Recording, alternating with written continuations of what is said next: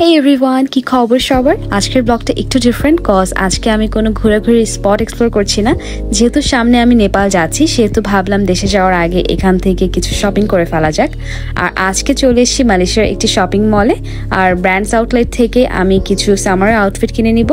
মোটামুটি আপনারা বেশ রিজনেবল প্রাইসের মধ্যেই এখানে টপস, জিন্স এসব ধরনের আইটেমগুলো পেয়ে যাবেন। আর শোরুমে ঢোকার শুরুতেই দেখতে পেলাম এখানে বেশ কিছু আইটেমের উপর buy one get one offer চলছে, বাট পরে নোটিস করলাম এগুলো আসলে আমার কোনো কাজের না।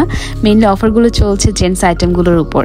এরপর একটু সামনে এগিয়ে লেডিস কর্নারগুলোতে চলে গেলাম আর এখানে আপনারা সেম ফেব্রিকের উপর লং এবং শর্ট টপসগুলো পেয়ে যাবেন। আর একটু এগিয়ে দেখতে পেলাম এখানে কিছু প্যান্টের কালেকশনও আছে আর প্যান্টগুলোর প্রাইস স্টার্ট হচ্ছে 40 রিঙ্গিত থেকে। সো মোটামুটি বলা যায় আপনারা অন্য সব জায়গায় চাইতে এখানে প্যান্টগুলো বেশ রিজনেবল প্রাইসের মধ্যে পেয়ে যাবেন। আর আমি যেহেতু সামনে বাংলাদেশ হয়ে নেপাল যাচ্ছি সেহেতু আমি এখান থেকে কোনো প্যান্ট ক্যারি করবো না, জাস্ট টপসগুলো কিনে নিব। আর এখানে লং টপসের প্রাইস হচ্ছে 40 রিঙ্গিত আর শর্ট টপসের প্রাইসগুলো হচ্ছে 29 রিঙ্গিত থেকে। আর এই টপসটার প্রাইসও সেম 29 রিঙ্গিত। আর এখানে আমি একটা পিঙ্ক টপস দেখতে পাচ্ছিলাম যেটা আমার কাছে একটু ভালো লেগেছে বা ভেবেছিলাম যে স্কার্টের সাথে পরলে বেশ ভালো লাগবে। সো পরে দেখলাম যে এটা নেওয়া যায় কিনা, বাট ট্রায়াল দেওয়ার পরে দেখা যাচ্ছিল যে এটা অত স্যুট করছিল না। যেহেতু সামারের জন্য আউটফিট কিনতে এসেছি, বাট আমার কেন যেন উইন্টারের কোটসগুলোই বেশি পছন্দ হচ্ছিল। আর যেহেতু ভ্যাকেশন এবার নেপাল যাচ্ছে আর নেপালে এখন তেমন বেশ একটা ঠান্ডা না, বাট রাতের বেলা একটু ঠান্ডা পড়ে। সো ভাবলাম যে এখান থেকে বেশ কিছু উইন্টার আউটফিট নেওয়া যাক।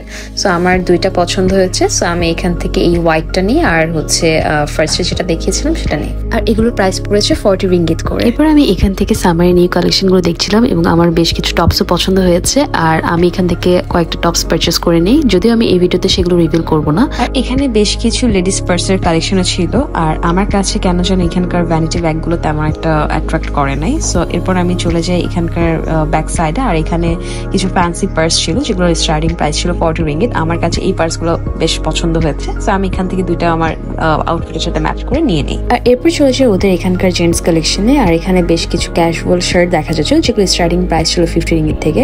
সো আমার সাথে আমার ফ্রেন্ড ছিল, সো ওইখান থেকে বেশ কিছু শার্টস অ্যান্ড প্যান্টসও কিনে নেয়। আর এই শপিং মলের ডিটেলসটা আমি আমার ডেসক্রিপশন বক্সে দিয়ে দিব।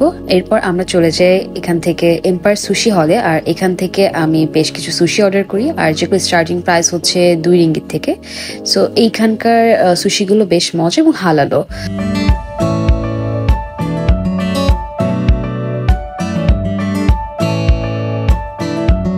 আর এরপর আমরা এখান থেকে চলে যাই ফ্যামিলি মার্ট আর এখান থেকে আমি একটা সসেজ অর্ডার করি আর এখানকার সসেজ খেতে বেশ মজা। সো আপনারা যদি কখনো কেউ আসেন এখান থেকে খেতে পারেন।